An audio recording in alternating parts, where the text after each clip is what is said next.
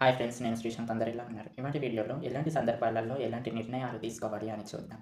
ఈ నిర్ణయాల కారణంగా చాలామంది చాలా కోల్పోతారు. వాళ్ళ జీవితాన్నే వృధా చేసుకోగలుగుతారు ఇలాంటి నిర్ణయాల వలన. అందుకే మనిషిగా మనం ఉన్నప్పుడు ఎలాంటి నిర్ణయాలు తీసుకోవాలో అని చూద్దాం. మరి ఇతరుల మాటను ఏ విధముగా మనను బాధించాలి అనేది చూద్దాం. నిర్ణయాల సమస్యకు వస్తే, మనం తీసుకునే ప్రతి నిర్ణయం మన మనసు నచ్చినట్టుగా ఉండాలి. ఇతరులు చెప్పినట్లుగా ఉండకూడదు.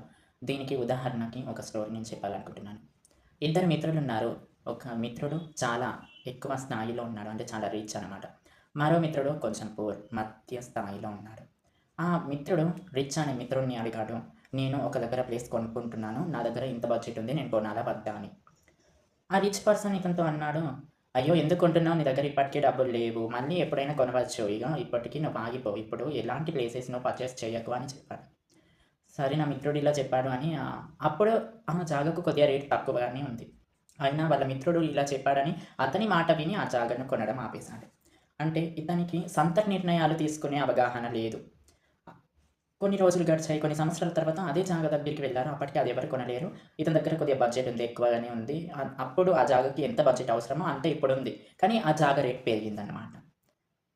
అప్పుడే కొనుంటే నాకీ అవసరం పట్టేది కాకుండే. ఈ జాగా నేను మళ్ళీ అమ్మినా నాకు ఎక్కువ పైసలు వచ్చేవి. నేను వాడి మాట విని ఆ జాగాను కొనలేను. అది నా సొంత నిర్ణయం తీసుకొని నేను ఈ ప్లేస్ కొన్నట్లయితే ఇప్పుడు ఈ ప్లేస్ నేను ఎన్నో డబ్బులతో అమ్ముకునేవాడిని.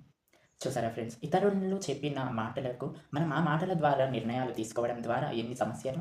అందుకే మన మనస్సు చెప్పిన నిర్ణయాలను పాటించండి. ఆ నిర్ణయం ఎలాంటిదైనా సరే ఒక్కసారి నీ కళ్ళు మూసుకొని నీ మనసుతో నువ్వు తలంచు. నేను ఈ ప్లేస్ కొంటున్నాను.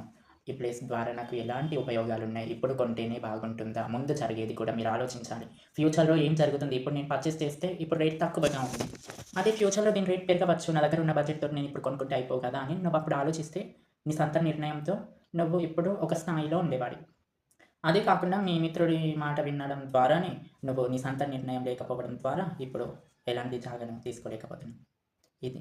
ఈ స్టోరీ యొక్క నీతి ఏంటంటే, ఇతరులు చెప్పిన మాటను ఎన్నటికీ వినకు. విను, కానీ నీ ఆలోచన కూడా ఉండాలి. నీ మనసు చెప్పిన మాట విన్న తర్వాతనే, నీ అంగీకారం తర్వాతనే వారు చెప్పిన మాటను నువ్వు విని అది పాటించాలి. కానీ, నీ సొంత నిర్ణయాలు కాదని ఇతరుల నిర్ణయాలను మెచ్చి, ఆ నిర్ణయాల వైపే వెళ్తే ఎప్పటికీ కింద పడిపోతావనేది నా ఉద్దేశ్యం. ఇది నిజమని నేను నమ్ముతున్నాను. అందుకే ఎవరైనా సరే మీ సొంత నిర్ణయాల పైనే బ్రతకాలి అని కోరుకుంటున్నాను. ఈ వీడియో మీకు నచ్చినట్లయితే లైక్ చేయండి, షేర్ చేసి సబ్స్క్రైబ్ కూడా చేసుకోవాలని కోరుకుంటూ ఈ నిర్ణయాలు అనేది అయిపోయాయి. Bye friends.